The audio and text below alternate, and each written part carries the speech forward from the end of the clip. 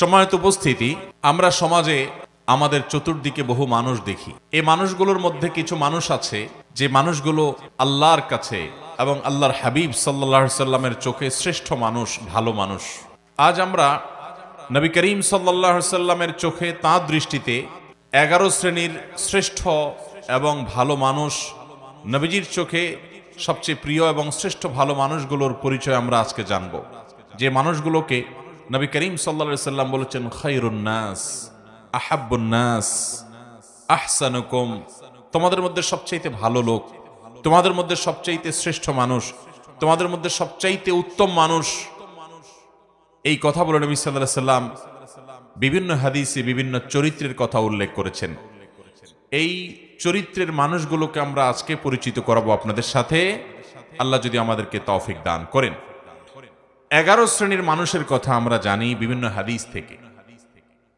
এই মানুষগুলোকে নবী করিম সাল্লাল্লাহু আলাইহি সাল্লাম শ্রেষ্ঠ মানুষ বলেছেন, সর্বোত্তম মানুষ বলেছেন, সবচেয়ে আল্লাহর কাছে, আল্লাহর হাবিবের কাছে প্রিয় মানুষ বলেছেন। আমাদের সমাজে এরকম অনেক মানুষ আছে যে মানুষগুলো আল্লাহ এবং তার রাসূল সাল্লাল্লাহু আলাইহি সাল্লামের চোখে শ্রেষ্ঠ এবং প্রিয়, কিন্তু এই 11 জন শ্রেষ্ঠ মানুষের চরিত্র যদি আমরা কেউ ধারণ করতে পারি, সে হবে গোটা সমাজের মধ্যে সবচেয়ে শ্রেষ্ঠ, সবচেয়ে উত্তম, সবচেয়ে ভালো, সবচেয়ে নেক এবং সবচেয়ে আল্লাহওয়ালা মানুষ।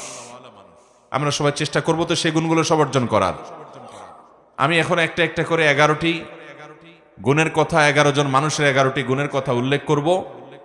আমাদের কাজ হবে আমরা নিজের সাথে সেটাকে কম্পেয়ার করব, তুলনা করব যে সেই গুণগুলো আমার মধ্যে কতটা আছে, কতটা নাই।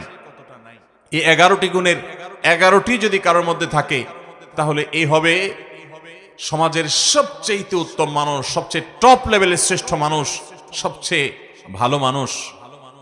আর এই 11টি গুণ যার মধ্যে যত কম থাকবে, এই গুণগুলোর মধ্যে যত কম সংখ্যক গুণ যার মধ্যে থাকবে, সে শ্রেষ্ঠত্বের বিচারে তত বেশি পিছিয়ে।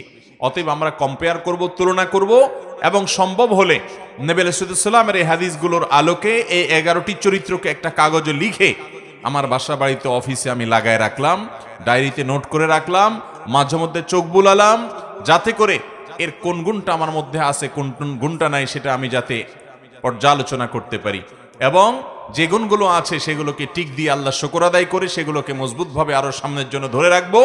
আর যে গুণগুলোর অভাব আমার মধ্যে আছে সেগুলোকে আমি টার্গেট নেব যে এই গুণটির অভাব আমার মধ্যে আছে, তাহলে এই গুণটি আমার মধ্যে অর্জন করতে হবে।